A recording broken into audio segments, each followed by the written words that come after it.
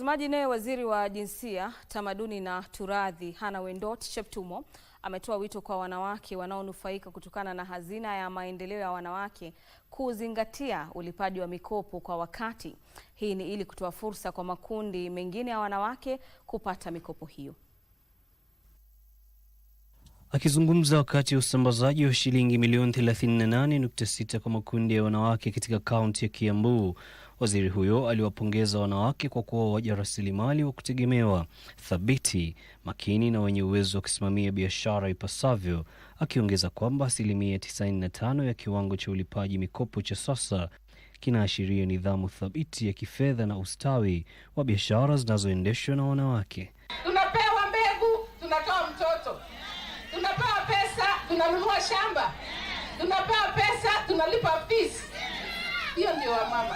Kwingineko, maafisa wa usalama katika kaunti ya Busia wamewaonya wasambazaji wa jumbe kwenye mitandao ya kijamii kufuatia kuongezeka kwa visa vya unyanyasaji kupitia kwa mitandao, uenezaji wa jumbe za chuki na usambazaji wa picha zisizofaa zinazolenga wanawake na wanasiasa. Na kila mtu apewe nafasi yake, aongee mambo yake. Na hiyo mambo yako ukiongea sio ya kutusi mwingine. Hakuna mtu ako na haki ya kutusi mwingine. Katika kaunti ya Nakuru, mbunge wa Kuresoi Kaskazini Alfred Mutai na mwenzake wa Molo Kuria Kimani wamewaonya walimu wakuu dhidi ya kuongeza karo za shule za msingi na za sekondari. Don't privatize a school that is above the school na iko na regulations ambayo nasimamia guidelines ya payment of school fees. Mwalimu yoyote ambaye atatuma mwanafunzi nyumbani kwa sababu ya desk, that is a criminal and should be arrested.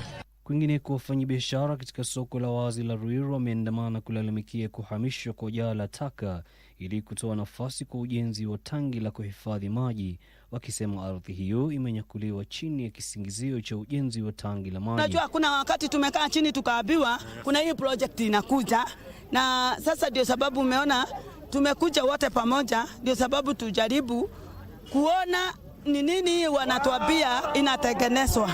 Wakati huo wanafunzi katika eneo bunge la Malava kaunti ya Kakamega wamepokea msaada wa kulipa karo kwa jumla ya shilingi milioni 46 kutoka kwa hazina ya kustawisha maeneo bunge, ambapo waliotuma maombi ya msaada huo wote wamenufaika.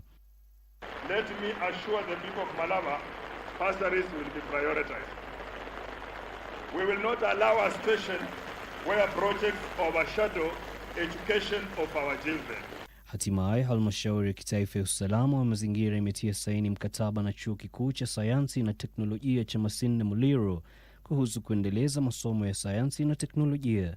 MUST has a huge concentration of experts in matters biosafety and biosecurity, and we expect to leverage from them and to enable the country benefit from this vast knowledge.